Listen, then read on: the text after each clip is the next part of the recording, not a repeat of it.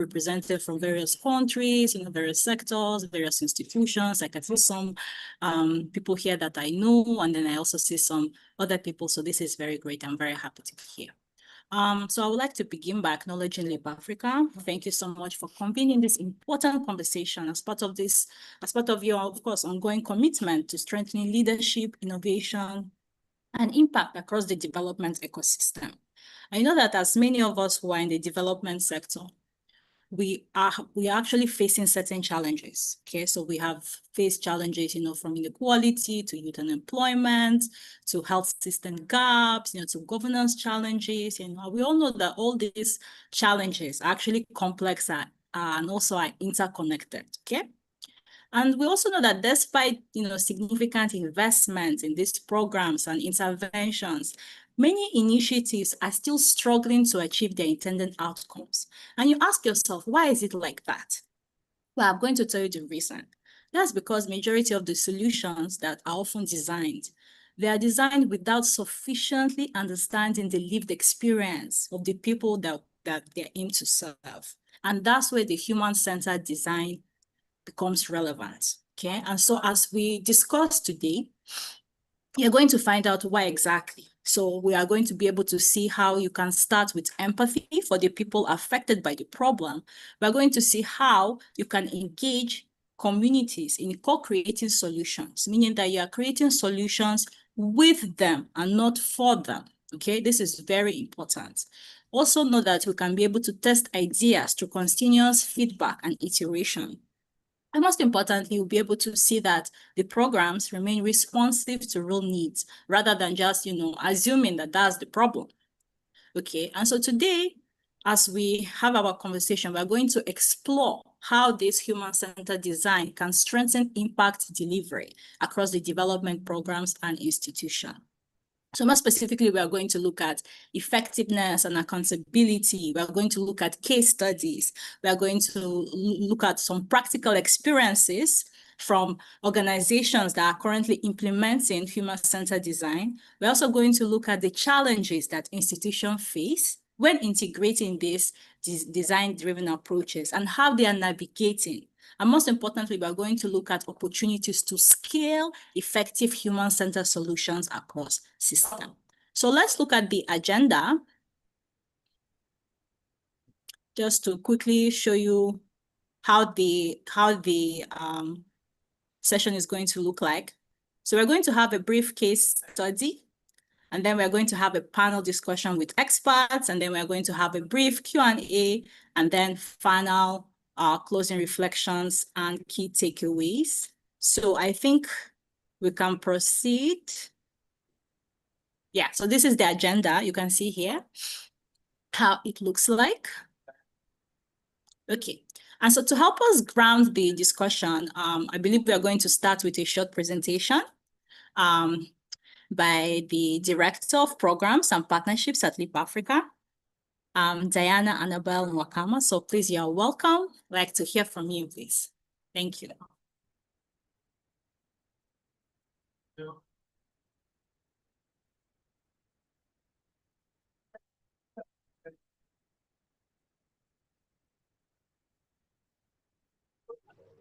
Okay, is it time for me to start? Because I wasn't sure if that was my cue. Yeah, I believe that's your cue, according to the agenda. Okay, thank you so much, Dr. Cassandra. Really appreciate you. I am quite very pleased to be here with you all. Very passionate about Dissemination Wednesday.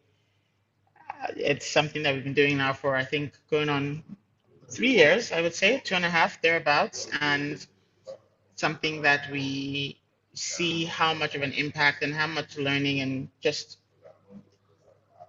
knowledge exchange that happens through it. So very excited by it. But anyways, just taking the cue from Dr. Cassandra, I'm very grateful for just the way you grounded what we're trying to do. Human-centered design is, I'm also very passionate about it. I think the average person at my organization would call me very human-centered, very person-centered, and it's something that I've worked with the framework, the principles of it for very, very many years, and I have been able to integrate it into the work that I do. I've been able to just learn and improve the effectiveness of my programs, all the programs that I oversee.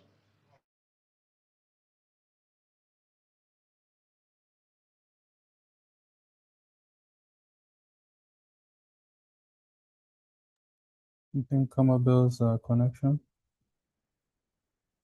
Yes, seems to be having some network challenge today. But in the meantime, Cassandra, there's a poll for our participants in the house, just to understand where we are. Okay, please. So for all participants, I would really love for you to fill up your Zoom poll. Let's test your knowledge. So please fill them up as you can see them on your screen. Thank you.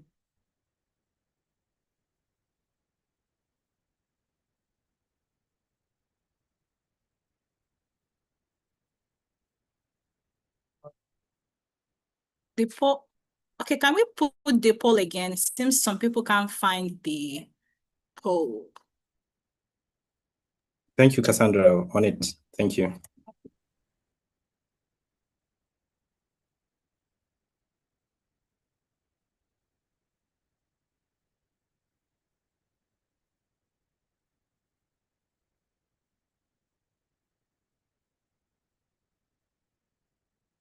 So while we keep doing that, please don't forget to keep adding your names, your organizations, and your LinkedIn. This is an opportunity for you to network, okay?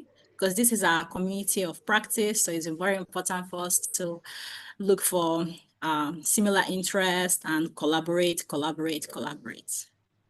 I think at the end, I'm going to give a success story, just so that to encourage how important it is to network on, especially on this platform. But that'll be at the end, not now.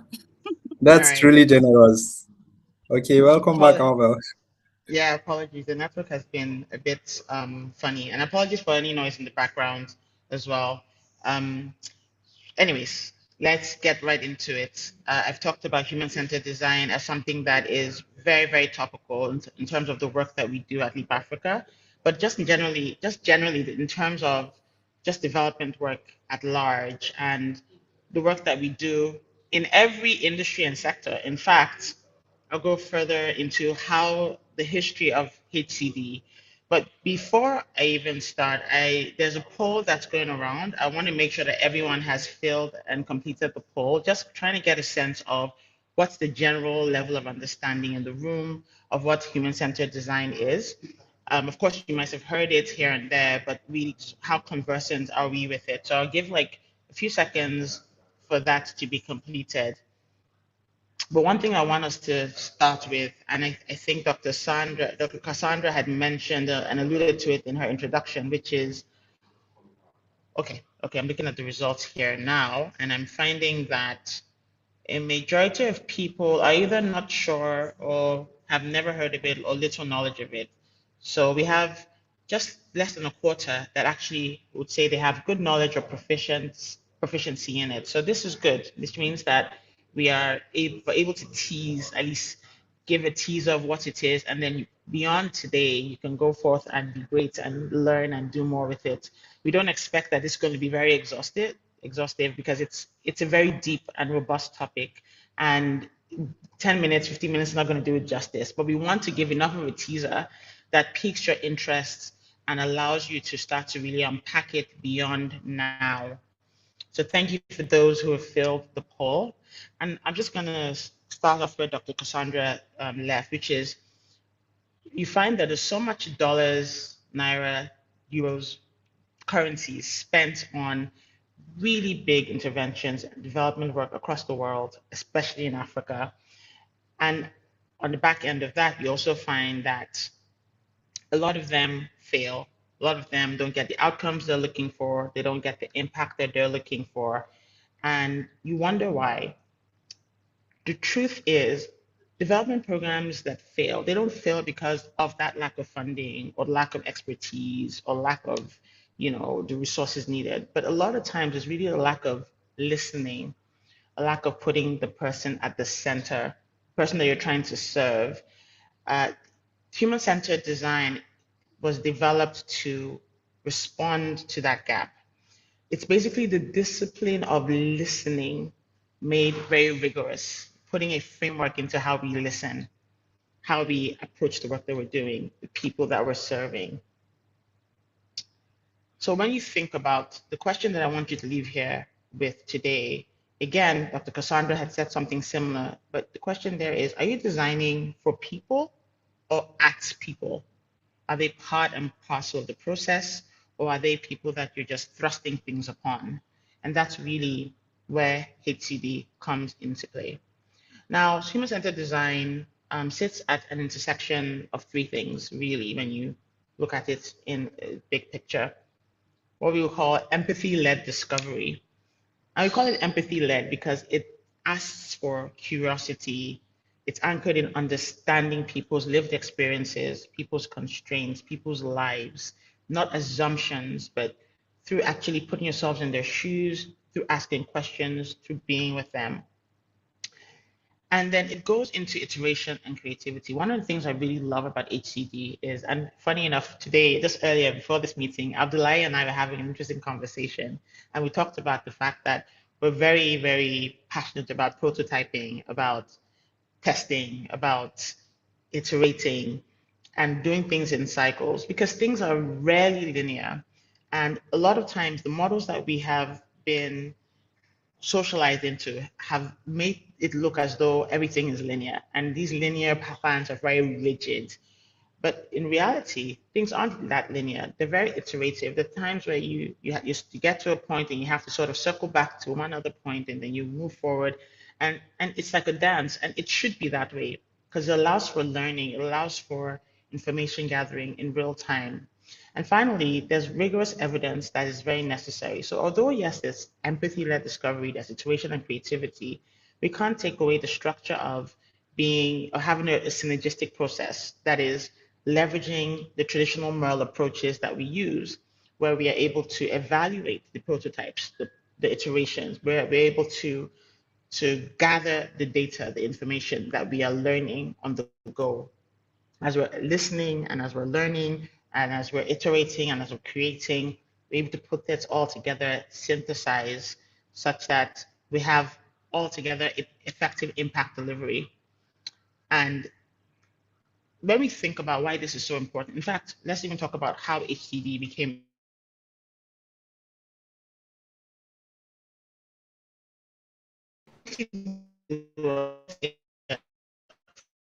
product design. So a framework that asks question, how do we design for people? So we have product services that we want to sell to people, but there's a gap in us not really knowing the people that we're trying to sell things to and trying to give services to. And so it grew from the for-profit sector into the international sector after it was demonstrated that the thinking and the principles of HCD or design thinking, the original idea was design thinking, wasn't even called human-centered design. It grew from design thinking to human-centered design when they realized that those principles, they're even much more relevant and pertinent in the development sector. And it demonstrates that empathy research, when you mix it with rapid prototyping and testing and iterating, it drastically reduced program failure rates in low-income or low-resource settings. And it showed that it's not just a qualitative, because there were critics that talked about it being qualitative, but when merged and integrated with MERL and impact assessment, it produced evaluable, scalable insights. And now everyone agrees that it is imperative, if you really design for and you really want to make an impact, you really want to make a difference, you must be putting people at the center. So next slide. Okay, I think you're already there. So why does HCD matter. Mary, no. I don't know who's moving this. I think back. I'm on slide 3. So we go back to the contrast between traditional versus human-centered interventions. All right, thank you. So what why it matters? Maybe I should handle the slide movements because it's a bit wonky and I'm not really following.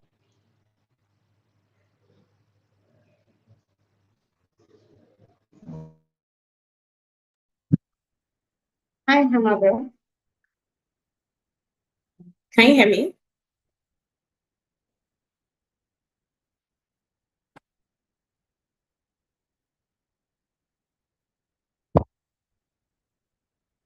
Hi, Hamabel.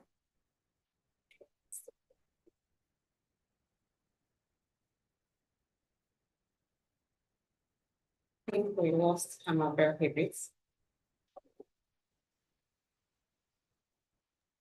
Yes, I see that she's trying to reconnect. Can you see me? Can you hear me? Maybe I should put up my video. I apologize on behalf of NTN. Welcome back. Just very, the network is very, very, very problematic today. I don't know why, but I hope I'm still audible and visible.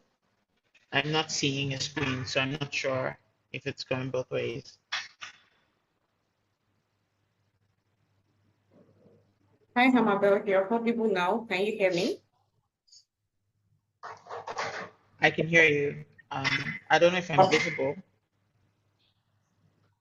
I can just You are audible, but I leave can't my see you now. Oh, Or can you see the screen? okay. Can you see I my think screen? let me Can you just. see the slide?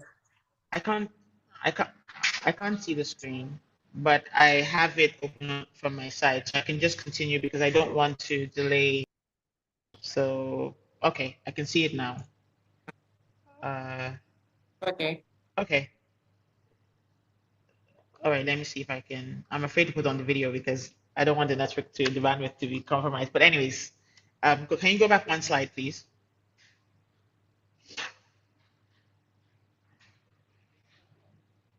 All right, thank you. So, HCD matters more, in my opinion, more than ever in the world we live in right now, where just the human condition, human experience is so much more relevant than ever before because we live in a technological age, as we all know. We're just talking about it at work the other day. AI taking over everything, tech, that we're getting lost in our gadgets and the tech world we live in. So being human is like maybe much more relevant than ever. And I had someone ask me, just we're having a discussion, and one of the questions that he said that made an impression on me was, what does it even mean to be human, right?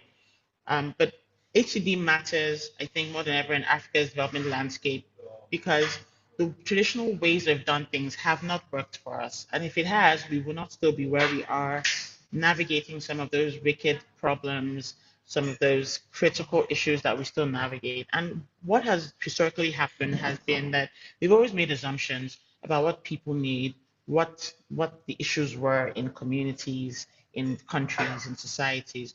It's always been a top-down approach to treating problems. And people who were serving were never really consulted. They were just the beneficiaries and recipients. Their thoughts, their perspectives, their ideas, none of that was really integrated or taken into consideration. And what had happened was we spent lots of dollars, lots of money on these large-scale programs with high failure, low adoption, low sustainability. HCD flips that around. People are not just passive beneficiaries. Firstly, it's anchored, like I said, in their realities, in their experiences, and in their constraints. So everything that they go through is taken into consideration, not by just asking questions, but by being part of it, by immersing yourself somewhat, even in what's happening at that level. And people who were serving are active co-creators. They're active participants. They ensure that there's more accountability, there's more of their perspectives, their needs really taken into account. And because of that, the work that's done becomes more relevant, more sustainable. It's tested and validated before you now scale at a massively, and then you spend all this money. And that's extremely important because it makes it such that it's a more efficient way of designing our programs. Next slide, please. You have, of course, what we call the ADP cycle. And how does this work? We know that HCD and development that is really effective cannot be linear. Nothing really in life is ever so linear, like just one straight line, and that's the only way. It's usually cyclical. You starting with empathize and define. Again, like I said earlier, you immerse yourself, you observe the participants, you spend time with them, you capture their reality. Sometimes it just requires you just observing, not just putting stories in front of them, but observing, sitting with them, asking questions, and start with the question of how might we, the problem statement, start with that. There's a lot of humility that's embedded into the way it's designed. Not this is what we want to do, but how might we think about this, not how do we train youth, but how might we help young people in this place, move from students to active income earner or gainful employment within 6 months. And the breakdown is you spend quite a good amount of time really empathizing and defining before you start now ideating and prototyping in partnership with the people that you're serving. So it's not, once you sit with them, you're also using that opportunity to get their perspective, their input, and some of the how might be questions are sent or given to them to help you think through that process. So you get this ideas that are tangible and they become testable. And then you spend time now trying to integrate using mixed methods to sort of validate how relevant, how possible these ideas that you've now prototyped and brought to life, how well can they be integrated? How well can they be implemented? And how well can they now inform scaling? How can decisions be made? Next slide, please. So the practical applications for impact delivery really is using some of those tools like journey maps, problem trees, just visual artifacts to synthesize or aggregate those pains and gains that you're seeing, that the things that are coming up consistently when you're speaking to the beneficiaries, the people that you're trying to serve, who you're trying to serve. You're getting some qualitative insights in ways that you can act on actually, So it's not just about generating beautiful reports and just, come together and say, oh, this is my baseline report. But you're building active artifacts that will change how the program is even designed in the first place. And then this helps you to reduce measurement error because it's co-designed, because it's integrating these perspectives. You're able to improve comprehension, you're able to validate problem statements in a better way than if you were just doing it in your office with your team outside of the people that you're serving. And this enables you to gather evidence, to embed micro tests or somewhat lean assessments, and then even single hypothesis pilots that allow you to start to test and see the evidence of effectiveness or ineffectiveness, allow you to iterate with confidence. And the thing I like about human-centered design is everything matters. So even the information you get, the things you test that turn out to be failures or don't work, feed into the larger, broader narrative and information gathering that is happening that still allows you to be more effective, because ultimately you really want your impact delivery to do what it's supposed to do. So nothing is really lost in that sense. Everything matters. Next slide, please. So I know we don't have a lot of time. Again, I wanted to leave time for questions and for other feedback and perspectives, even from panelists as well, who may want to share any thoughts that I may have missed. And again, short amount of time to say quite a lot. But the key takeaways and I guess the core principles and mindsets that I think are very, very important is it's not just about tools, frameworks, but I think it's also about our way of being, right? Leading with empathy. We say that a lot, we use that word a lot. Sometimes people don't always know, what does that mean? especially in a professional setting, it feels very, I don't know, romantic almost. It feels like it doesn't fit into a professional world. But what it really means for us at Leap Africa in our teams and the way we do our work is prioritizing deep participant engagement and curiosity and flexibility over our rigid standards or our assumptions or our know-how, what we think we know. So it takes us away from ourselves, our bubble, and into the world of the people that we really want to serve. And I think that should be a principle that every one of us carries with us. And it's useful for all things in life. I don't think it only stops at development work, but just as human beings, I think it really makes a difference in just how we relate relationally, as well as, of course, professionally. The next principle, the next core mindset I think is invaluable here is embracing complexity and being aware of our biases. I we talk a lot about this at work and even like some different conversations that I'm able to have. We're usually very afraid of things that are complex and almost seem kind of convoluted without embracing the idea or the knowledge of things that we can learn as we embrace those complex things, because it allows us to build upon our knowledge base, to learn more, to expands, in my opinion, it really expands our a breadth of thinking, how we think, and how we show up because we're thinking bigger, we're thinking wider, we're more open. So it allows for that openness. This is contrasting with a narrow way of thinking, a singular way of thinking. And then being aware of our biases as well. One of the ways to do this very well is utilizing affinity mapping and what we call data triangulation to reduce those biases and to uncover genuine mechanism. So affinity mapping is a fancy word. I usually just say it's a fancy word way of saying pattern recognition, being able to say, if you're speaking to multiple groups of people or multiple people, how are you noticing the patterns? How are you noticing the similarities and extracting it across the different things that people are saying and things that they're doing? And how are you now taking all that qualitative information? You know, you can use focus groups, you can get interviews, one-on-ones. How are you now triangulating it with actual structured research tools that allow you to now triangulate the data to see if what big picture is coming out here. And this allows you to ensure that there is no single person bias coming, because you can go and say, oh, I did this for 1 year as a single person. This is what I saw. But that was one singular subjective experience of you. It doesn't necessarily define and characterize, and should not even be used to characterize the world of where you are serving and what you are doing.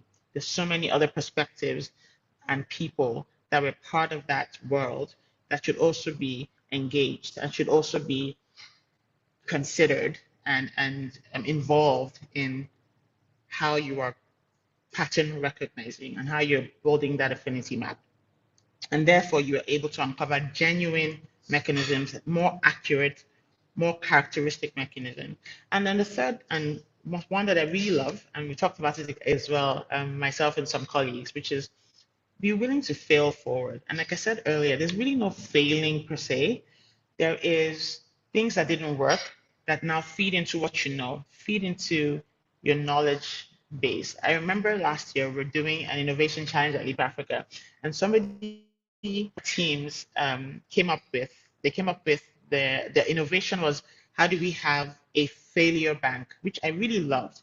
And it was like, how do we bank all the things we think we failed at, all the things that we tried that didn't work, and just really like capture and have almost like a repository of that, because there's a lot of learning that's really embedded in there beyond just feeling like, okay, this didn't work out as planned, which can be frustrating in the moment, but there's a lot that you can take from there that could serve you in the future, and that could help you just reinvent and reiterate, so treat those early tools as prototypes and view evidence of early ineffectiveness as necessary. It's a necessary, valuable step towards sustainable impact. Because when you know that this doesn't work, you know how to like sort of trace your steps and then try another way, and there are much more opportunities to now to get it right. So these things for me are very, very relevant and necessary as things to take away And I think one of the things that HCD does for us is that we don't fear failure. HCD actually designs for failure to happen early, cheaply, and usefully.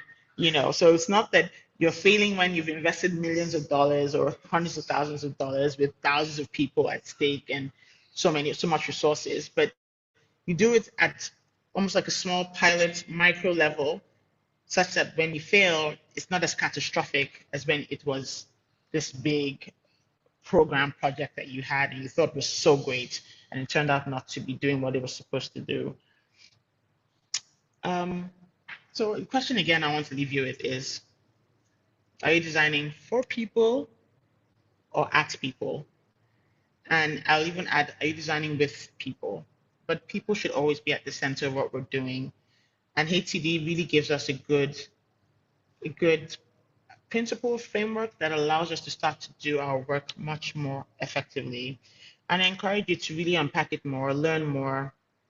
I know that the next panel is going to really unpack and take us more deeply into the complexity of how we can apply this more effectively, more efficiently in real development environments.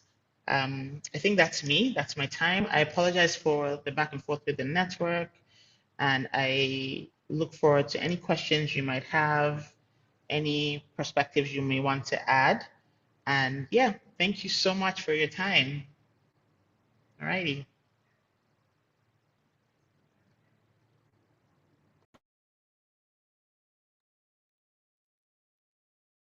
Thank you so much, Annabelle, for that insightful presentation and for helping us to understand how human-centered design can move from theory into practical application. I believe I see some questions. I see a question. I don't know, I think maybe we can take it since it's just one before we proceed with the panel. So let me see if I can read the question to you. So the question is, hi, what is the difference between planning a vision for and at people? Okay, that's a good question. So I'll use Leap Africa as an example. When we're thinking about our programs and our projects, we never want to sit in our offices or in our teams and talk about it amongst ourselves. We are not the people we are serving. So this is the planning for. A lot of times in the development world, this is how things are done. Historically, a lot.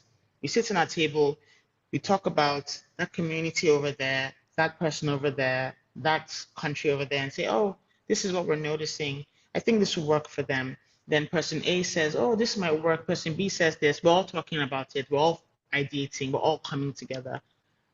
But we have not involved a single person that is going to be a beneficiary or a recipient of the things we're talking about.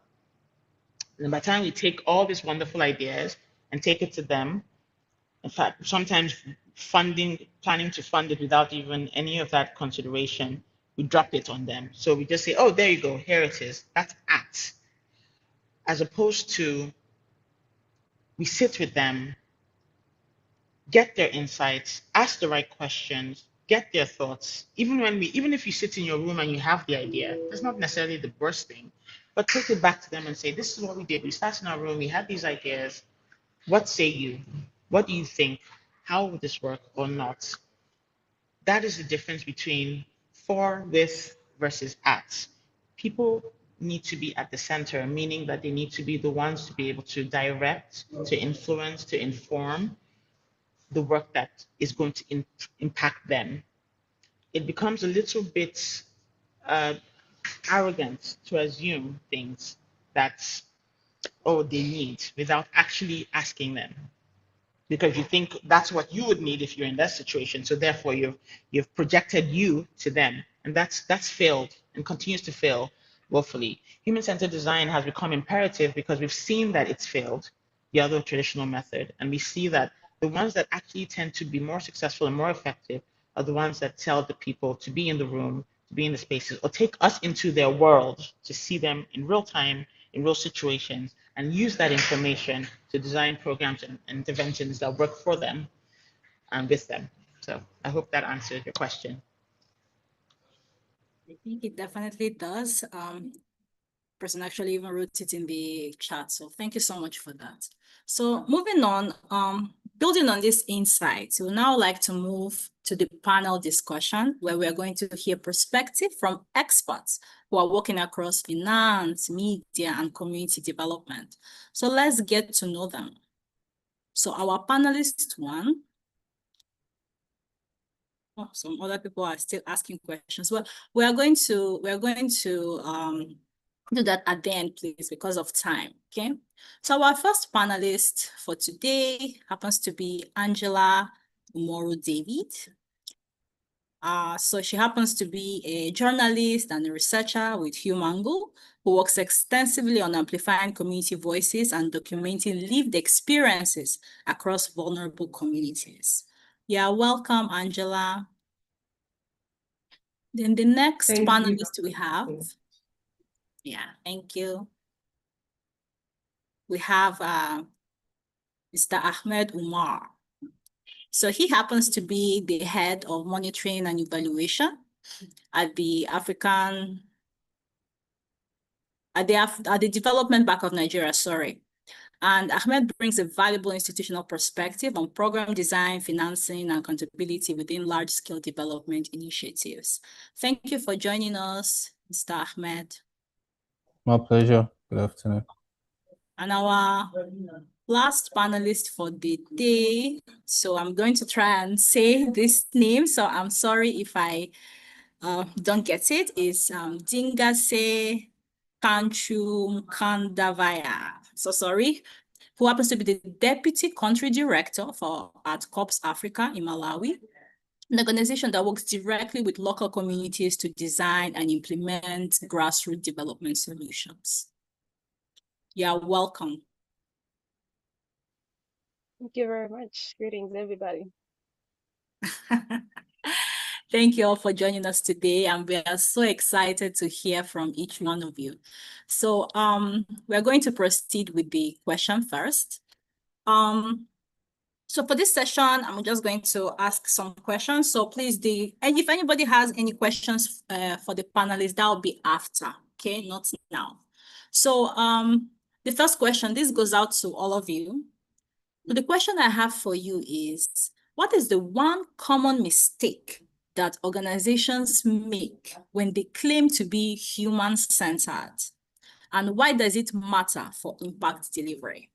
I believe we can start with Angela. Hello, everyone. Definitely saw it coming that you would start with me. Good afternoon. I hope you're all doing well. And thank you so much for having me, Leap Africa. This has been beautiful so far. And I hope you can hear me clearly. Loud and clear. Can you hear me clearly? Okay, fantastic. And first off to Amabel, I think your presentation earlier was fantastic and brilliant. Thank you for sharing all that you did. I was nodding at multiple times as you were speaking. And secondly, a quick correction. I do not work with Humanangle as a journalist. We do have a newsroom, but I work with the program's arm of Humanangle. That said, to the question, the thing that I see often, and I see it in many rooms, because a lot of times in the course of my work, we're organizing roundtable discussions, we're organizing workshops, and a lot of them are participatory and interactive. And so the question often comes up around, okay, as you're working in your organization and you're engaging various communities and serving them, how do you go about your work? How do you make sure it's human-centered? And it's funny that a lot of times the question or the response that comes back is, oh, we do these consultations with the community members. And on one hand, it sounds good and it sounds participatory. But when you dig a little deeper, you find out that it is performative. What do I mean? So you have a community or an organization decide that we want to work in XYZ community, and they just go to that community. They have representatives like the members of the traditional leaders of that community just sit around, and then they talk at them. They tell them, they introduce themselves, oh, we are these people from this organization, this is what we want to do. What do you think about it? And then that's even rarely if the question of what do you think about it comes up. And then a lot of times the community members have already been conditioned to serve as just beneficiaries of whatever intervention is happening, and they're just saying, oh, okay, it's good. That's not co-design.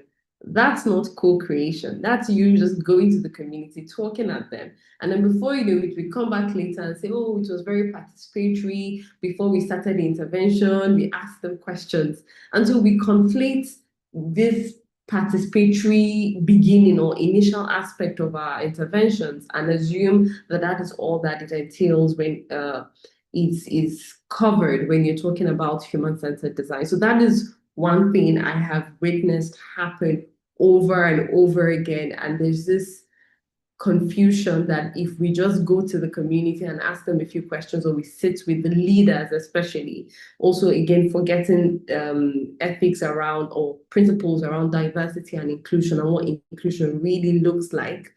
And then we engage only the power holders in the community, and then we say, yes, it was human-centered because we asked them a few questions one time. So that's one thing I have noticed. Over to you, Kathy. Thank you so much. Okay, same question, Ahmed, please. All right, good afternoon. Thank you, Amabel, for the presentation, and Dr. Cassandra for the moderation. And I think I quite agree with Angela's position. Also, I was reflecting and then thought, okay, when we even engage people and say we want to, involve them in the process, who are we engaging? Who are do we have true representation, or are we engaging interest groups or interest groups? For instance, a lot of engagement or a lot of initiatives or interventions from other bodies outside of, say, a community would like to engage people who could give them some sort of endorsement. These people may come with their own personal or group interest.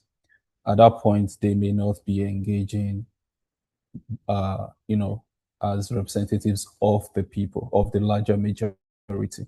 So there is a risk there of us engaging people who would, because of one thing or the other, their interest in the project or their interest in, the intervention, give you even the wrong information, right? And maybe not wrong information, but information that works in their favor, right? That may not necessarily work in the favor of the majority. And this is often seen in policy design, program design, and the like. So that's also a big risk, responding to your question. So I'll stop there. Thank you. Thank you for that. And Ingase, please go ahead. All right, thank you very much, Cassandra. I would also agree with my fellow panelists. For me, the biggest mistake is treating human-centered design as a moment, not as a mindset. I think most organizations equate being human-centered with just holding one single consultation at the beginning of the project. So instead of gathering voices throughout the project cycle, they just gather it once during the design, and then they think the work is done. But human-centered design is not a checkbox. It's a continuous practice of listening, adapting, and co-creating together with the people that we're trying to impact. So when organizations stop listening after the design stage, it risks delivering programs that look good on paper, but they fail to reflect people's lived realities, or in this case, experiences. So yeah, it matters because impact without dignity or relevance is not sustainable. There's no sustainable impact when there is no really people's voices embedded in all the design stages. So thank you. Thank you very much for that. So let's continue with the questions. So I'm going to come back to you, Angela. So I'm interested from your work engaging in communities and amplifying their voices, where do you see development interventions most often fail to truly reflect people's lived realities. Okay, thank you. And again, fantastic contributions from everyone. So where I see that feel is, okay, still linked to the earlier point that I made about performative participation, let me put it that way, is I also see that, and I think Dinga touched on that about when she talked about dignity, which is we take away agency from the communities that we are serving. And personally, I think it begins with our mindsets, the way we view the communities we engage, first of all, because if we view them as beneficiaries, we would treat them that way, which is, and when you think of a beneficiary, it's just somebody who's just sitting down, palms out, waiting for you to hand out whatever it is you can hand out to them. But when you start thinking of them as co-creators, it shows. So in amplifying the voices of community members, it is first of all understanding that they have a voice and they have things that they can express by themselves. Once upon a time, when I was early, like much earlier in my career, I used to think of it in the perspective of, just as Amabel mentioned as well, creating for, not creating with. I used to think about it as speaking on behalf of. Whereas these, if you just created access and opportunities for them, they can voice whatever it is that their issues or their challenges or their needs are. And then we also have to understand that in amplifying the voices of these community members, you amplify what already exists. You cannot amplify what is non-existent, first of all. So it has to come from a place of recognizing that, ensuring that there is dignity and that there is agency. And I also like to say that agency is not given. Agency is something that we are all birthed with. We come with it that way. So you do not give agency to anybody. It is you recognizing their agency as it already is. And to just sum up that part, I think another part that we miss it as it has to do with amplifying the voices of community members is even the interventions and the way we design them, they're faulty. They're faulty because if from the very beginning you have designed something that is just, I come in quickly, I do this and I am out, your measurement system will be off. So if you design with the idea of co-creation with these communities in the first place, you're going to make sure that the experience is encompassing and it's human. And I'll go back again to something that was mentioned earlier. I remember somebody asked, no, Amabel was saying that somebody had asked her a question of what does it mean to be human? Being human is messy. Being human it is non-linear. And what that means is when we design, we must design with the understanding that you can't just put people in a box. You might think that in a particular place,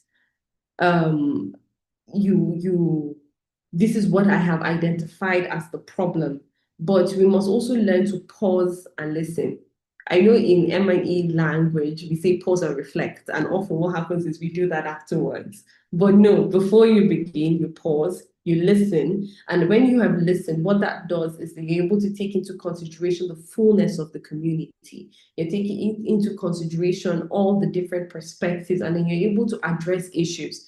And as I wrap up my response, the example I will leave us with as it has to do with this question is, let's look at the example of, let's say, education, access to quality education is a problem in a community. What is our instinct as we've looked at the traditional way of doing project interventions? Our instinct is go in there, build schools. But if you employ HCD, what happens is you're able to think of it holistically. If I go in there and I build schools, if I assume that it is schools that are needed and I just go in there and I build schools, have I also considered what access looks like? Have I also considered how well the children or the students will be able to make it from point A to point B to access those schools? So you see, what HCP does is really helps you understand the wholeness of things. And when it now comes to amplifying the voices of community members, you're doing so by recognizing their agency. Thank you. Thank you so much. That was very insightful. I can see that a lot of people have questions for you, which of course we are still going to explore at the end of this session. Okay, so the next question is for Ahmed. So from an institutional and financing perspective, what makes it difficult to embed human-centered design into large-scale programs? Well, I think that's a very interesting question. What makes it difficult, right? There are a lot of players. Let's start from there.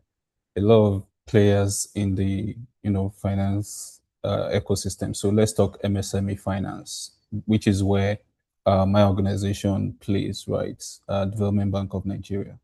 Now, to just give a brief context, DBN is a wholesale bank. So we are, we are not making loans to businesses ourselves, right? We need to go through intermediaries to get to the, businesses that we call the end borrowers. Now, when you look at that structure, there are a lot of players.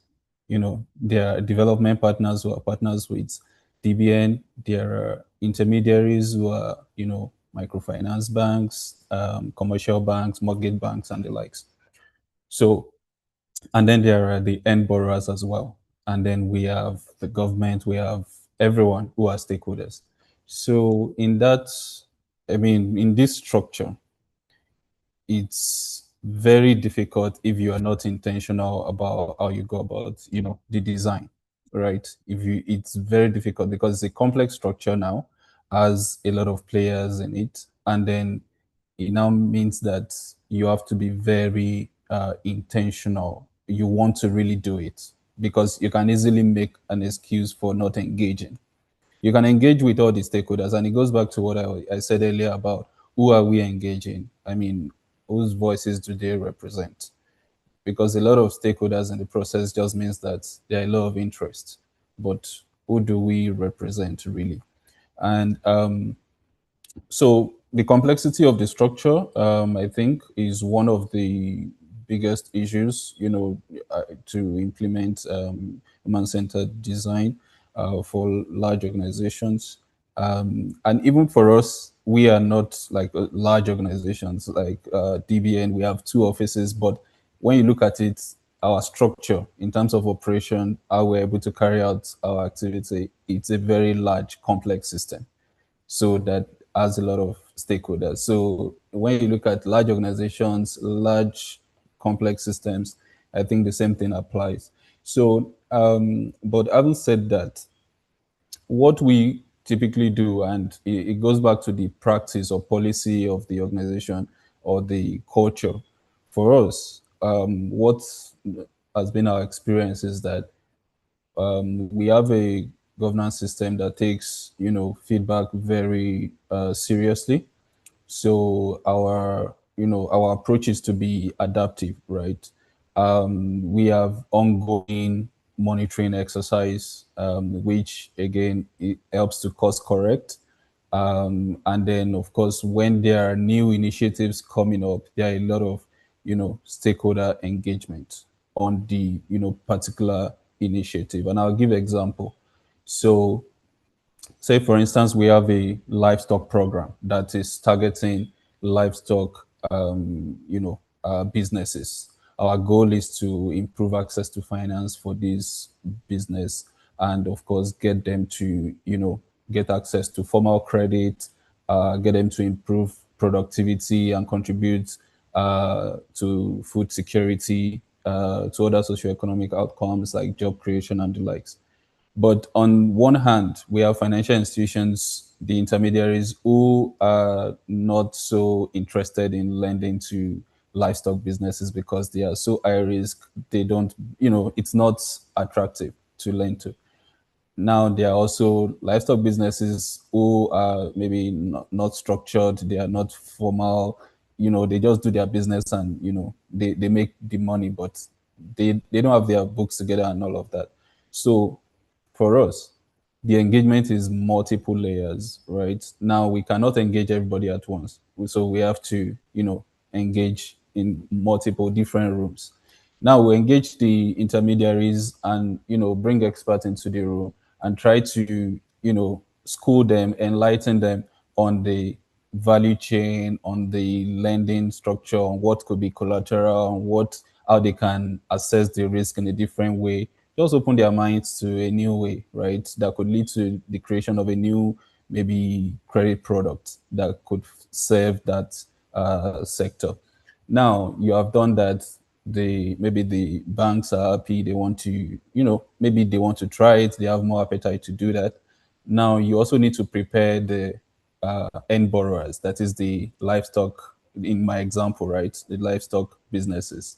You need to also prepare them to, make sure there is a pipeline for the banks to lend to, because now they are happy. They feel like, okay, we can take the risk. We can go ahead and do that. And then, of course, you even need to engage with development partners to say, hey, the lending conditions that will be behind these particular products, we need to discuss it because this is a unique sector. It's unlike maybe you are lending to any other sector, especially everyone who knows agriculture would agree that is different. And then when you now look at livestock itself, you see that it's a lot more even complex, in the business itself, that the kind of risk. So what I'm trying to say here is that when we have a complex system, a large organization, multiple stakeholders, engagement, is complex. Human-centered design is difficult, except you are very intentional as an organization to say we have to drive it, in this way. We don't just roll out and expect the best. And then, of course, human-centered design is adaptive, right? The continuous monitoring and reporting would help to course correct, because by the time we go 3 months and then we come back and we say, hey, this is what we are learning, from the field. How do we take this learning and use it to improve the system? How do we get more businesses to be ready for this access to finance that we've created? How do we get more banks to be willing? Do we need to introduce a credit guarantee system, or do we need to give them some trainings, additional training, or is it even some field exposure? Let's go and see what's going on in this farm, in these farms. So it's complex. You have to be intentional about it, because it takes the intentionality, the will of the organization to say, no, we are not just going to, cast our net and hope for the best. We're going to actually, engage at every level in the right way and connect the system in such a way that there are no, uh, gaps. And then, of course, we can have a higher probability of success of in that regard. Thank you. Thank you so much. And I can see that you have really dropped some important insights, because you can see comments from our participants. Internationality is key, some other ones like that. So that's amazing to hear. Okay, so the next question for Dinkase. How does human-centered design change decision-making during program implementation, not just at the design stage? So the question is, how does human-centered design change decision-making during the program implementation, not just at the beginning of the stage? All right. Thank you, Cassandra. I hope I am audible. I think human-centered design, I think firstly we need to understand it as a mindset and a way of thinking. So human-centered design helps us to shift decision-making from being top-down to being iterative as well as responsive. So instead of sticking rigidly to a plan, it encourages us to continuously listen to communities, adapt based on the feedback that they give us, as well as make adjustments that reflect lived realities. In practice, this means program staff or team are empowered to refine the delivery midway. So whether it's adjusting timelines, simply the processes, or just rethinking resource allocation. so that the intervention remains relevant and impactful. So human-centered design keeps us listening and not just planning. And it, as I also iterate, as my colleagues say, it makes adaptation part of the delivery. Working with Core Africa, I've seen firsthand how living within the communities and listening to them changes the way programs are designed and delivered. So when you share daily lives with people, you don't just hear what they're saying, you don't just hear their voices, you feel their realities, and that changes everything. So when it comes to human-centered design and decision making, it changes from top down to bottom up, where we're allowing the people to be at the center of the decision making, not only from the design stage, but throughout the implementation and to even monitoring and evaluation of the program or project. Thank you.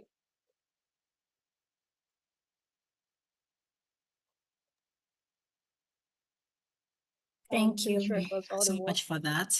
Mm. Okay, so let's go back to Angela again.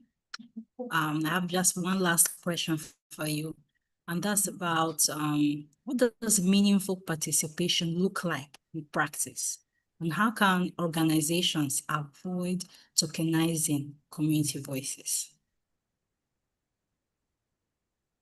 Okay, thank Do you you, Dr. understand? Cassandra. Okay. Yes, I got Yeah, that. I got that. Just taking a moment to gather my thoughts. First off, it's rooted in you looking at yourself. And again, I keep going back to what other panelists have said, because clearly we are all in sync here. So Dinga just said something about how HCD is about a way of thinking, which you couldn't have said it better than that. HCD is not just a framework you apply, it is informed by the way you approach communities in the first place. So what does this mean? Is you, first of all, you don't begin HCD from a place of what should I do for these people, in quotes. You start off by asking yourself, what mindset and perspectives do I need to have to be able to engage with this community? And that also means that you should be able to confront and counter your biases.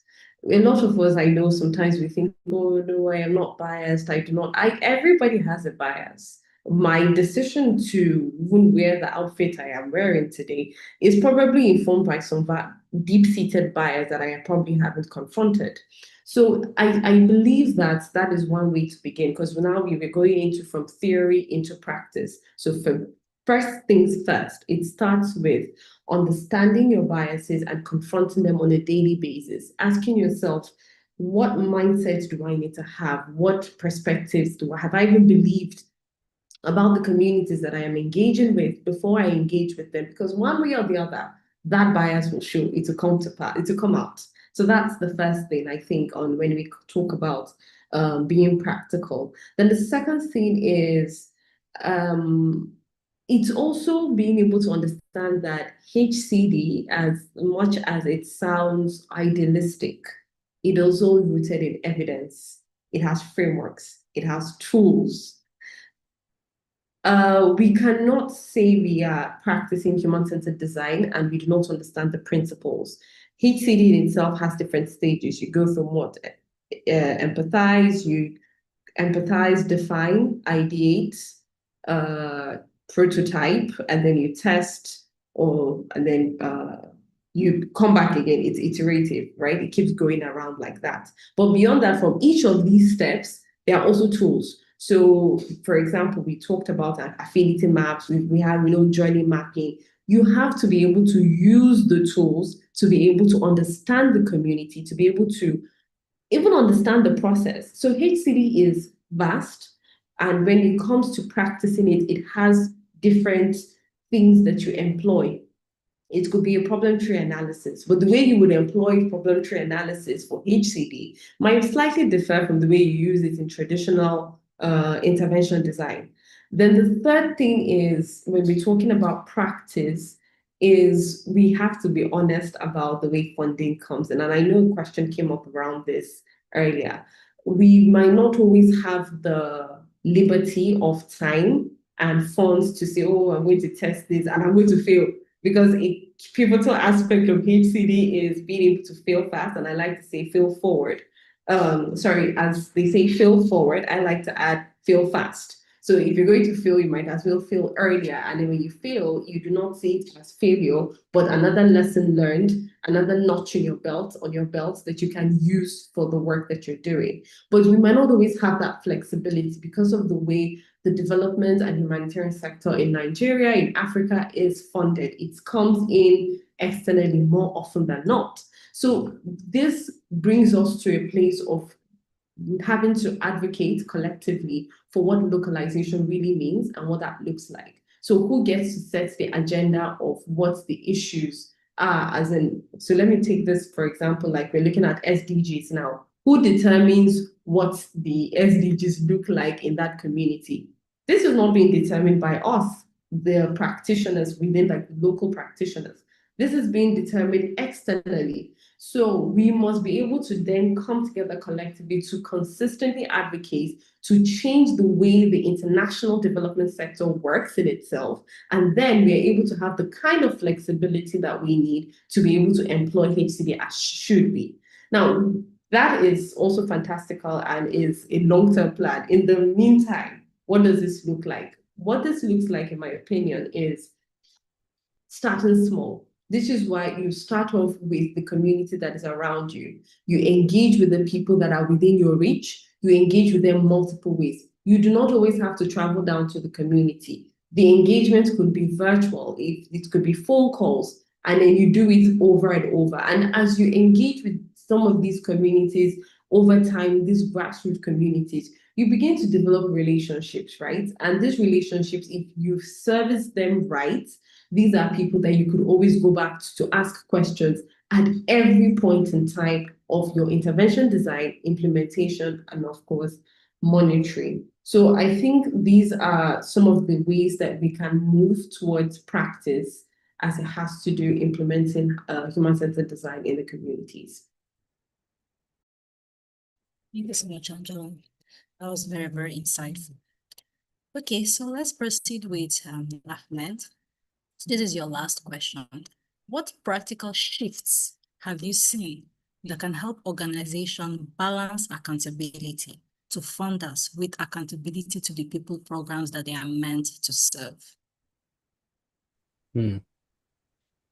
So let me understand the question. Accountability from funders and then accountability from the people you are meant to serve. Is that what you're saying? Yeah, accountability to funders and the accountability to the people programs are meant to serve. So the end users. Yes. Beneficiaries. Thank you. And I think this is, this is sort of like one of the ways or places where human-centered design is most useful, right? Beyond delivering even impact, right? Because at the design stage, we want to be sure that everyone is aligned, right? We want to be sure that the funders, the implementers, the the constituents, everyone is aligned. We are all on the same page regarding what we want to do, regarding the limitations, in fact, and then of course, regarding the resources available and the extent that we can go, because expectations on both ends can easily, differ. And I mean, funders might expect something that is different from what implementers is able to deliver. And then the constituents might expect a totally different thing. But the work lies with the implementer, because you are the one who is supposed to know the the community or the constituents where you are going to be implementing a program, or a set of people who needs a program or an intervention. And then you are also the one who is in communication with, or I mean, who is being funded to do this program. So it is your responsibility at that point to make that connection and not in isolation. So it is very important to, be sure. And I'm sure like funders typically would not, of course, funders might come with some demands. I mean, and I think this is something that a lot of people say, and make it seem like funders are going to tell you to do something, irrespective of your resistance. But it's not usually, like that. But they can come with some demands. They would typically come with some demands, like, okay, I think we need to do this, but they would also listen to you, right? They would give you that opportunity to, okay, broadly speaking, this is the kind of change that we want to see. But then when it comes to like the nitty gritty, you get to advise them and say, hey, this community, this is what they need. And I'm going to use this opportunity to reference a community in Lagos, the slum, right? The Makoko, and for those who are Nigerians, it's a slum, and we have seen a lot of programs, happen from the slum. We have seen a lot, and it's a controversial subject, because when you look at the slum, what has been the change since the time when we have had interventions? A lot of interventions, a lot of millions. I mean, Amabel mentioned earlier, a lot of millions of dollars, of pounds, name the currency, going into this particular place. What has been the change? We can also say the same for like northern Nigeria, right? Where a lot of interventions, a lot of intervention funding had gone into that part, and the observable change remains to be seen. So now the point is, if as community members you are not carried along in the process, it is very easy for foreign influence or the implementers who are not even intentional about doing things. They just want to do activity, and that's why organizations like Leap Africa and some others in the ecosystem are distinguished, right? Because a lot of implementers do not really even have the capacity of designing programs to the extent that it would be so impactful, because a lot are activity focused. Okay, we want to do something in the slum, they are happy about it, and they go ahead and implement. I mean, like I think it was Angela that mentioned earlier that you gather a lot of people. I mean, you go to the community and you engage them right there. You tell them, oh, this is what we want to do. Their voices are not even captured in it, right? It's just for the optics, right? But then, how do we ensure that expectations are aligned and managed?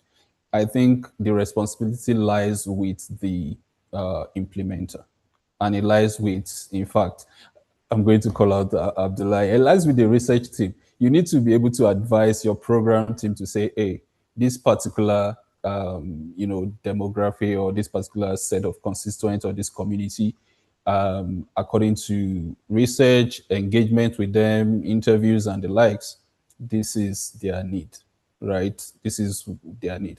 Now, how do we communicate to the founder and say, okay, this thing that you want us to do doesn't look like a pressing, or this component of the program doesn't look like a pressing concern for the for the constituents? Can we do this? Can we do that?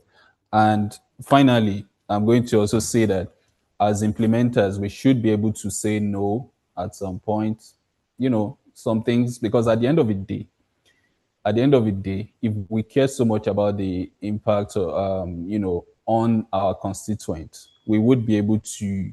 I think we have the responsibility of stewardship, to say, okay, if we are going to implement this program and we are not able to actually meet the needs of our constituents, then why are we doing it? Your integrity is on the line. Do you want to be known as that organization that just collects money and you just do whatever? Or you want to be known as that organization that if a community sees that you are coming with a proposal to do something with them, they are already excited for something transformative to happen?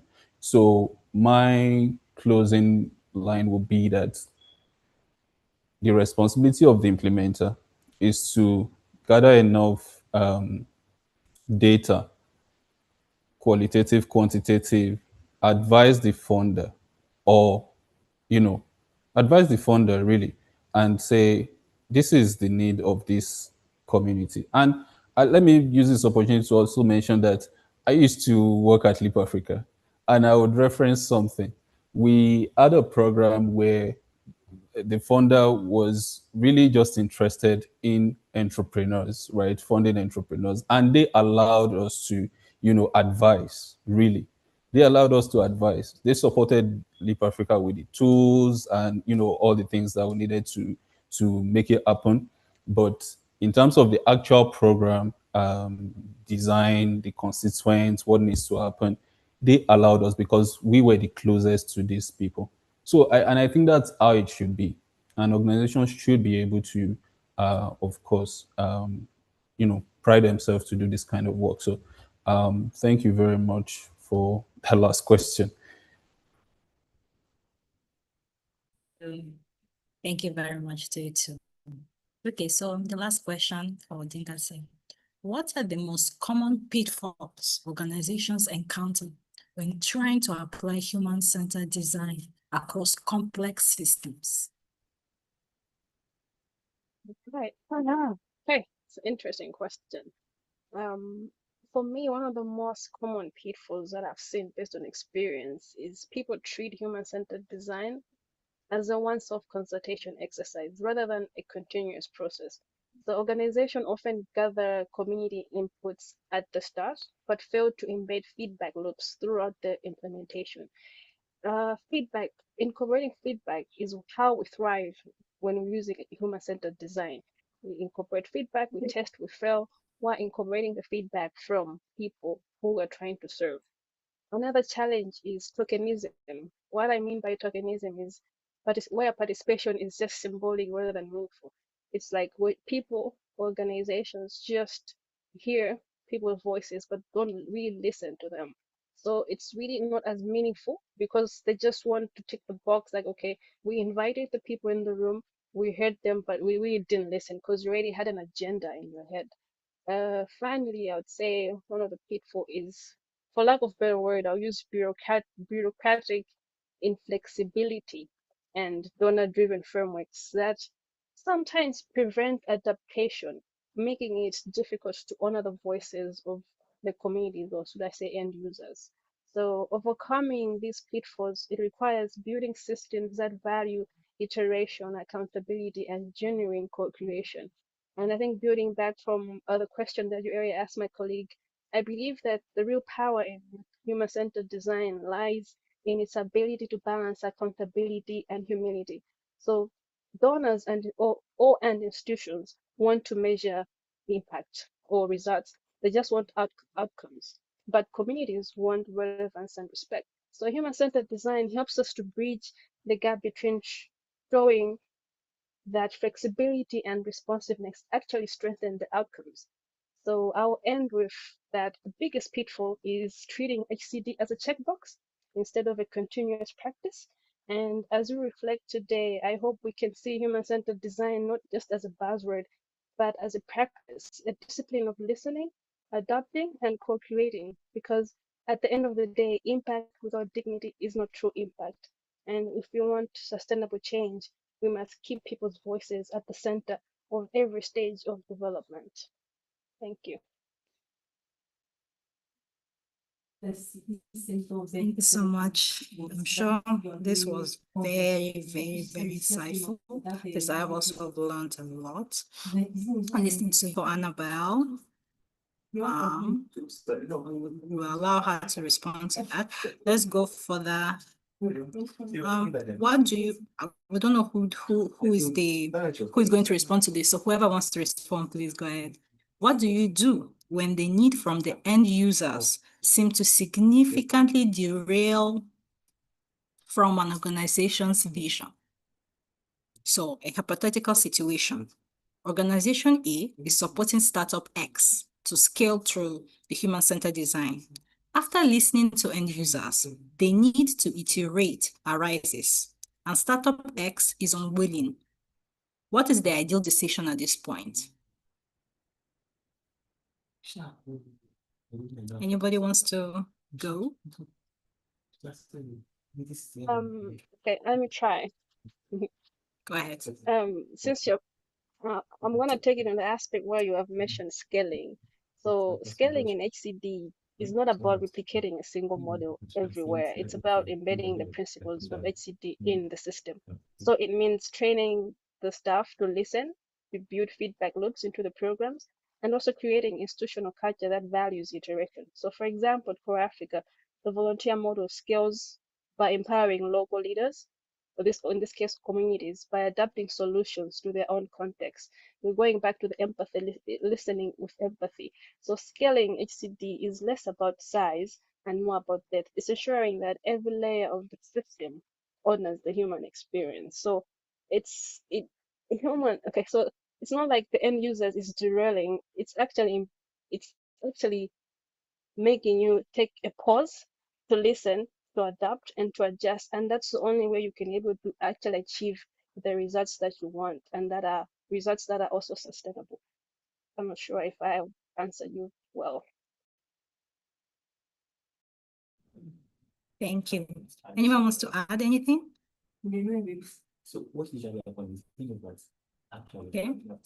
So I think, Angela, you have 2 questions. I just checked the chat.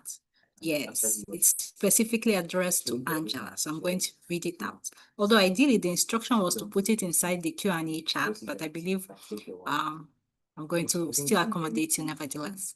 So to Angela, this is a question from Trudy. When communities have learned that performative agreement with the interests and objectives of the impact organization is what is rewarded, how do you know that the communities are not just saying what they think you want to hear because they fear that if they don't, they will lose out? Do you understand the question? Yes, Should I read do. it I again? do. Okay. No, I've got it. It's an interesting question. Very practical as Very, well. very, So very thoughtful, exactly. yes. So one is I see an absence of trust, that is what has happened here. And we often go into communities and we forget that building trust is important. So if you've taken your time to build trust, chances are that the community members will be more open to you and more honest about what their needs are. Let me break that down a little further. So in this case is if community members are used to being treated that in a way that their opinions don't matter and you just come, you do whatever you want. I mean, it's not like you're going to listen to us anyway, right? They will tell you what you want to hear. That's true. Which is why the way you approach, the way you present yourself over time matters. So the first contact you're having with the community should come from a place of establishing a relationship of sorts. It's not, it shouldn't, if you're able to, and I'm also saying this with a caveat, that's what I'm saying, if you're able to, do not just go there and the first thing you're just going with is, we want to do this, and you're just trying to be fast all through it. You have to do it in steps. First of all, you establish relationship, you engage with them, you get to know them, you show genuine interest, which is why the first step in HCD is empathy building. That's where it really all begins. That's ground zero. So that's one thing about trust. Then the second thing is you have multiple tools at your disposal. Employ more than one. Let me give an example. So for example, let me use the example of you can use a journey map and you can use affinity mapping at the same time for the same community members. So with affinity mapping, what you're doing is trying to identify themes and correlate to different ideas that that you can bring up in the course of your conversation or engagement with them. Then with journey mapping, you're asking yourself that if you need to go from this point to this point, what are all the steps you need to go through to happen before you get to the end point? So let's assume that it's a wash project you want to do. Journey mapping in this case is, okay, where do you fetch water from? So in the end, when you're going into the community, you're not just asking this straight question of what do you want us to do for you? No, you're trying to understand what the process and what the current experience is First of all, so when you present that way, you're definitely going to hear what the truth is, even if they do not mean to share it from the get-go, because of the way you have presented and because you're out to understand the needs, understand the way of life as it has to do with that particular subject matter in that moment. It will come out because you're using multiple touch points, multiple tools at your disposal. So you're sitting down with them, you're doing an interview, you're doing a focus group discussion, you're doing a journey map with them as well, and you're doing these different things. A lot of information will be coming out at you. You would be shocked to even find out that you came in there thinking the issue was WASH, whereas maybe the issue was safe spaces. Because very quick example, I've heard of the story of and this is one that I think at this point it's becoming an urban myth. It's one I hear in different rooms a lot. A wash projects were supposed to be done there. Boreholes were sunk in, and then they didn't use it. The community members were not using it, and then they had to come back and ask them questions of, okay, why are you not using it? And one of the answers that came out was, oh, when we go as women, when we go to the stream, that's the opportunity we have to engage with one another, to form community. And then you realize that the real issue there is safe spaces. You came in there and you saw water as a need, but there was a deeper need. And if you had engaged them differently, the understanding would have been different. So I hope that is helpful to whomever may have asked that question. I'm sure it's definitely helpful. And it's funny because something similar happened to me when I was implementing a WASH project. I learned a very hard lesson. So that's why I was so nodding so much when you were talking about it, because we learn these lessons and apply them in the future. So it's great. Okay, so I think WASH projects are the #1 culprits, because even I learned a very hard lesson also with the WASH project. So indeed. So last question for you, because I believe we have 2 questions from Ahmed. So my question goes to Angela. From her responses, I got to realize that this human-centered design is not really working when it comes to government projects.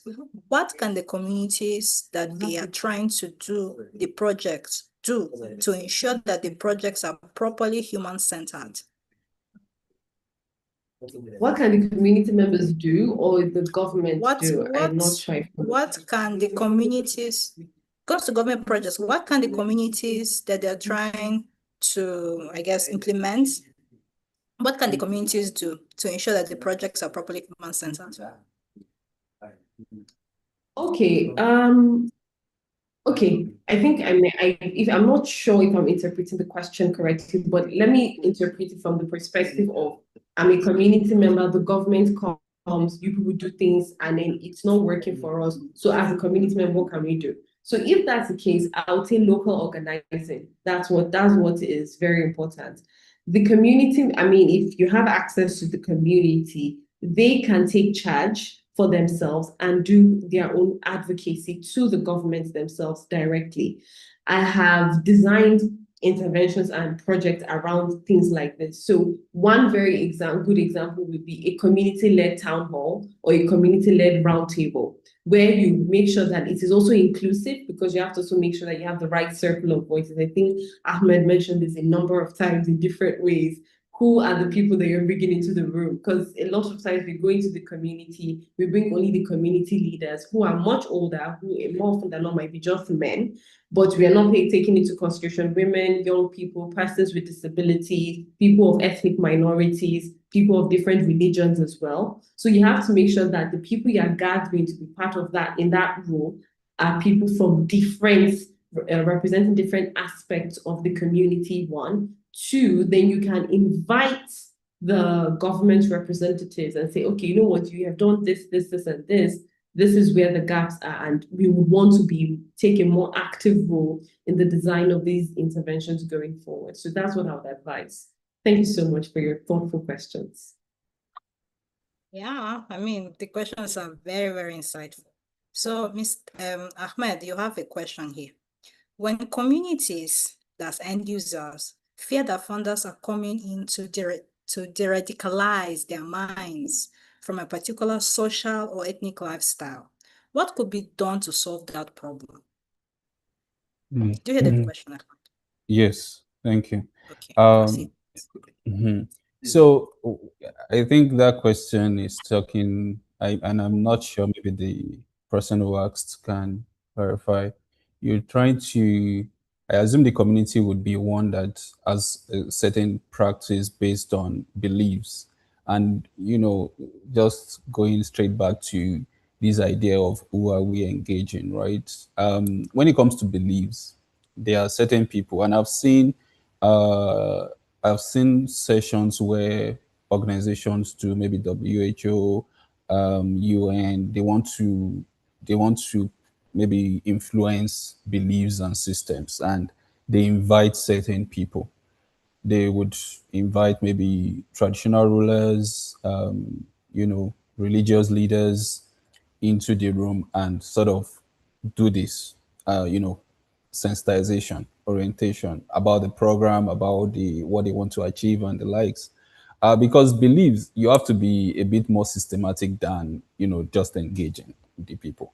You need to, the custodian of those beliefs needs to be engaged first. They needs to be the one to be convinced, because that's beyond needs now. It's now way of life. It's now, this is how we do here. It doesn't seem wrong to us. So why should you come and try and sway us in a particular direction? So let's say female genital mutilation, for instance. It's a big one now. And for the advocacies that had gone into that, requires engagement with the sort of like the custodian of that belief in the communities. So and then the way that that is done is you cascade this to them, you let them know why it is not so good, or the side effects, you let them know all the issues around it, but also you let them know your own program. You give them clarity. I think trust in the system, in the program that you are bringing, or the intervention, is very important at that stage. Now you let them also have ownership of the program, right? In terms of, this is what we are going to do. We are not going to be the one doing it for you, but this is how it's going to look like. So you would have, okay, maybe the traditional ruler is there, the religious leader is there. You say you would appoint people who are going to be pillars of this program, maybe ambassadors of this program within the same system, within the same community. And now these people who are now convinced, if they are, would have to go back to their communities and then cascade this, new maybe shift in mindset or beliefs to their people. Because that's one way, that is, of course, that I have seen in my experience, that this is done. Because again, when it comes to belief, ways of life and the likes, is a lot more difficult than you just want to do a program that meets the needs of a certain set of people. But things that people had grown up to believe several decades, that's how we do it. It's a lot more difficult one. And then you have to engage in a in a more systematic way through the leaders, people they respect, people they listen to. And once those ones are convinced, because again, it's dependent on them being convinced. And how can you convince them?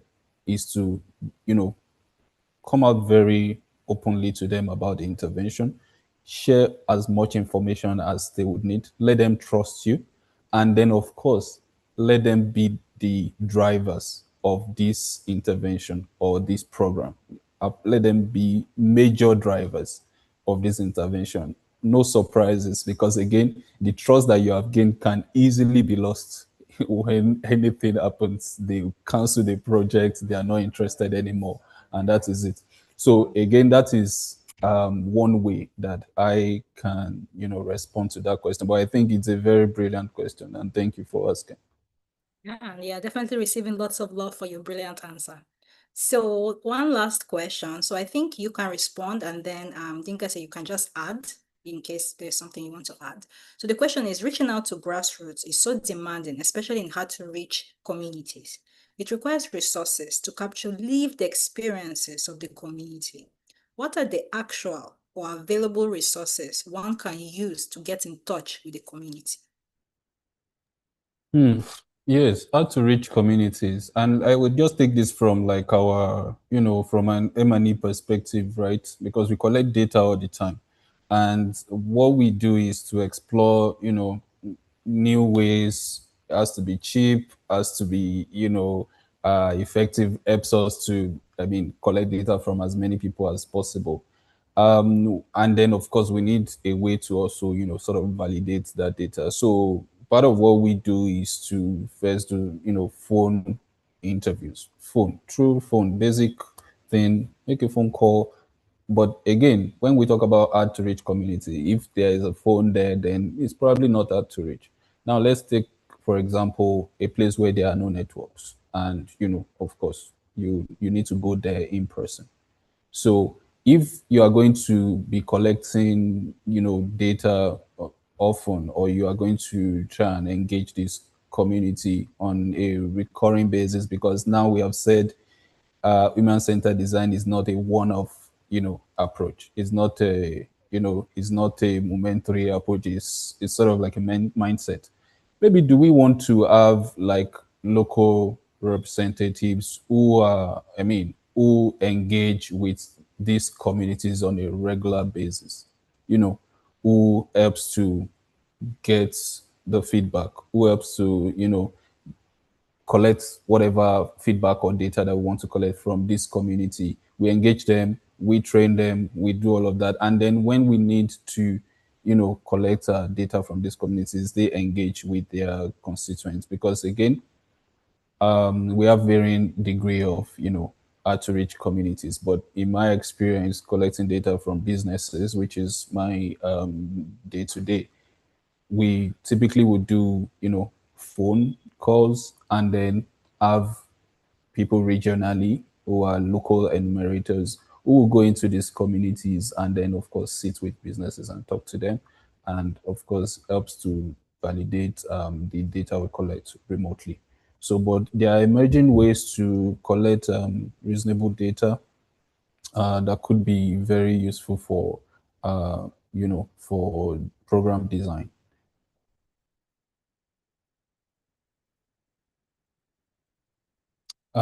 Thank you. I guess that's sort of like the response that I can give to that question right now. Thank you. Yes, you can see lots and lots of lots. Tinka, do you want to add anything Yeah, to but can you his repeat the question again response? so that can you just repeat the question again?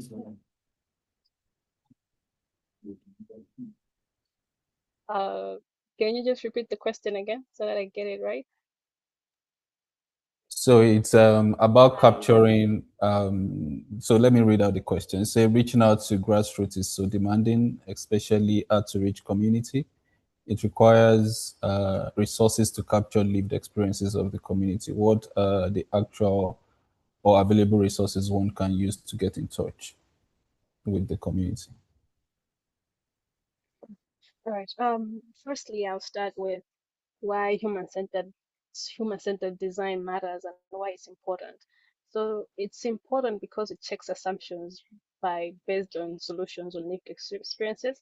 It casts waste by focusing on what matters, and it also creates partnership because we work with different stakeholders, the community and diverse stakeholders. So one way that you can do is work with diverse stakeholders. Partnership is key, and people do not trust people that they do not know. So if you know somebody and then they can go to the community, if they trust them enough, they'll be able to share the information.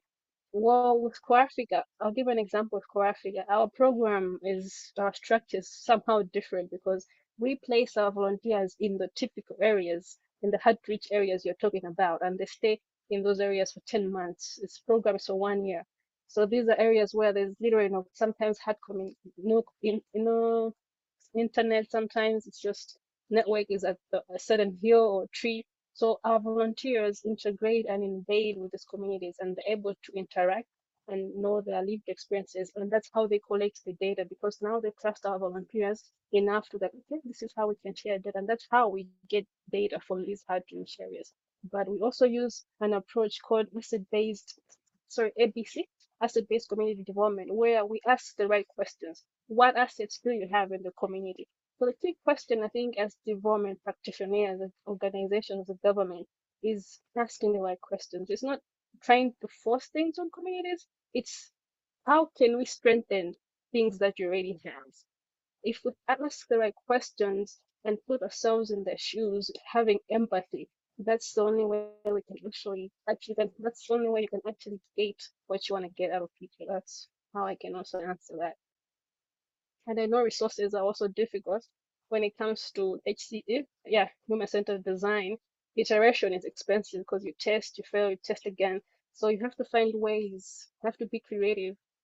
In our organization, we talk about creativity that dazzles. So find ways to just collect that information that you want. Yeah, thank you. I mean, thank you so much, Dingasi. I'm just looking at the love that all of you are receiving, and I'm just jealous. Because a lot of love because of the amazing insights you have been able to provide. So thank you so much. So before we close for today, I would just like to hear one key takeaway from each one of you. So since I started with Angela at the beginning, I think I'm going to start with Dingase, if it's possible, please, and then Ahmed, and then Angela last. In 1 minute, please, because time is not our friend anymore. All right, thank you very much, Cassandra. In 1 minute, for me, it's HCD is about keeping people's voices alive at every stage of development, because impact without dignity is not impact, true impact. And true accountability means serving both donors and communities, but never at the expense of people's voices. Thank you. Thank you. Right. Thank you. And I think my biggest takeaway and um, in this session, and of course, because it's a learning session for all of us, is the fact that you can engage, and I think that's been said by my other colleagues on the call. You can engage, you can visibly engage, but may not be listening, right? And participatory design can just be for the optics and not deliver the value. I think that's one thing that I want everyone listening who are joined to reflect on and see that they are more intentional with engaging their constituents in the design. As young people would say, nothing for us without us. I think we should be more intentional about that, and we can get better outcomes. Thank you. So very briefly, all I'll share is, first of all, confront your own personal biases. But then beyond that, what has also been a great takeaway from me has been some of the comments made. Dinga mentioned about how funders want outcomes and impact, and then communities want respect and relevance. And HCD really balances both. Then the second great takeaway for me from this is HCD sounds expensive, but they're actually very low cost ways of going about it. So it's very important that, again, we're being intentional about it in that way and leveraging the assets that already exist within the community. So that's it from me. Thank you, everyone. Thank you so much. So let's show some love to our panelists for the amazing work that they did today. I believe that there was a question for Amabel, so I'm going to hand over to Leap Africa team, but I will just read the question so that Annabelle can respond, and then Leap Africa team can take over. So the question here is, can Annabelle of the Leap Africa team provide insights on how to join the team outside of the currently open roles? Is there even such an avenue? Thank you. The question comes from Abdul Wahab Abdurrahim. So, Amabel, this is for you. Interesting. That's a very interesting question. I think that's outside the scope of the meeting. That's more dealing with, like, the person obviously wants to work with Leap Africa. So I think we can take that offline and follow up with the person. Maybe send an email to info@leapafrica.org, and that may be helpful to you. So Thank you. And well done to all the panelists. You guys have been really, really amazing. Learned quite a lot. Well done, Dr. Cassandra. Thank you very much. So I believe we have responded to all our questions. So we are done. And then we can move on to the next part. So Leap Africa team, over to you. Adefunke. All right, thank you so much, Cassandra. And I want to just say a very big thank you to all our panelists, Tengese, Ahmed, and Humar. It's been such an insightful session. And thank you to all our participants as well. Please, a poll is currently on your screen now. Please do also engage with the poll. We would like to get a feedback of how this session went for you. Please just few questions in the poll. Just take a moment to take it now. Thank you. And while we're doing that, I'll just be speaking on our upcoming events at Leap Africa, particularly the male units at Leap Africa. And like I mentioned at the beginning of this webinar, that this is a series, and this is the current one is the first edition this year. So we have 2 more coming up this year, and we'll also be talking on interesting topic. Our next Dissemination Wednesday will be coming up on 10th of June 2026, and we'll be looking at the topic, who gets to lead gender, power, and political decision making in Africa. This conversation will be around our current research work at the male unit on women participation in politics. And of course, the last edition of the series for the year will be discussing why good research doesn't change policy and what actually does. You would be getting materials and invites for that when it is out, but just to intimate you, Haley. Also, we have our upcoming advanced male training for professionals, and it's promised to be an exciting one. I'm particularly excited about the training modules, and there is a current 50% scholarship going on. So if it is something that aligns with your professional goal, it is an opportunity for you to just take the advantage of the scholarship and register now. So for the registration link is on the flyer. Also, speaking on HCD, human-centered design approach, we also, at the male units, we also have a full toolkit on that.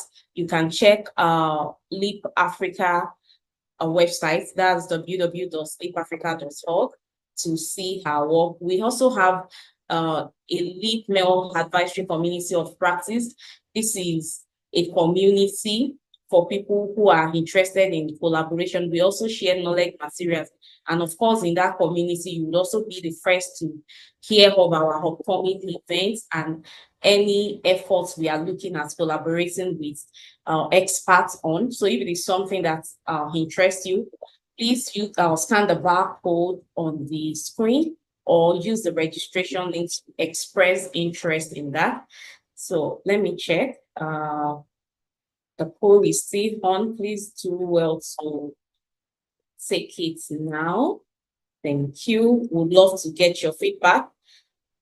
Just like we've been saying, since we don't just sit in our office and design programs and just think this is what people need, this is what we should do. And that is why we are very big on getting feedback on all our initiatives at Leap Africa.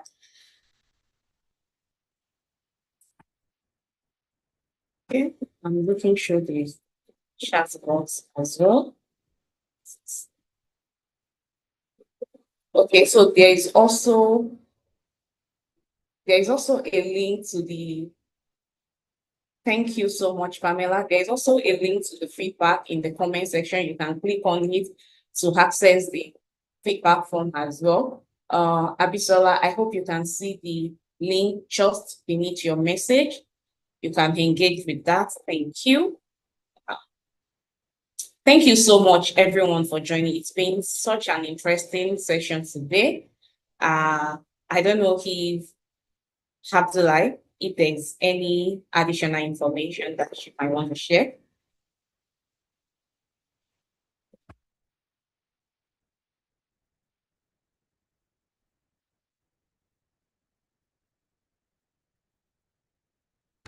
Right, thank you, Abdullah. So I'm still waiting on Sorry. more people.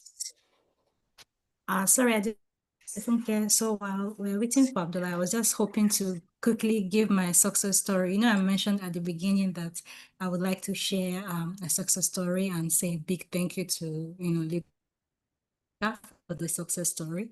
So now I have the opportunity to reveal it. And this is also a bit of I'm going to help advertise some of your merchandise here. So for instance, this advanced monitoring and evaluation training, okay, I will say that I actually signed up for it last year and I got the 50% scholarship. I signed up for it because though I have some knowledge on monitoring and evaluation, I always believe that, continuous education is key. You always need to see what is new, especially when it comes to, the digital health interventions. And of course, you have to keep updating yourself. And so when I joined the training, of course, it was amazing training. I learned a lot. I joined the community practice. I started collaborating with some of my team members. But the success story of it all is that, so last year I started consulting, freelance consulting. And so some of the team members, we actually came together to apply for a grant. And so far, we've actually gotten 2 grants. So one last year and one just last week. So I just wanted to, say that this platforms that is out here is very, very beneficial. So please and please and please network, apply the skills that you're learning, collaborate, and always thank the platform that supported that dream of yours. So thank you so much, Leap Africa. I really appreciate your support. And I'm looking forward to telling more of my story as the project starts and, like I always do on my social media. So thank you. And of course, also to just say that please make sure that you connect with our panelists. You connect with as many people as you can. It's very important, okay? I cannot underemphasize it. So thank you, thank you, thank you. All right, thank you so much, Cassandra, for sharing that. That's very exciting to hear.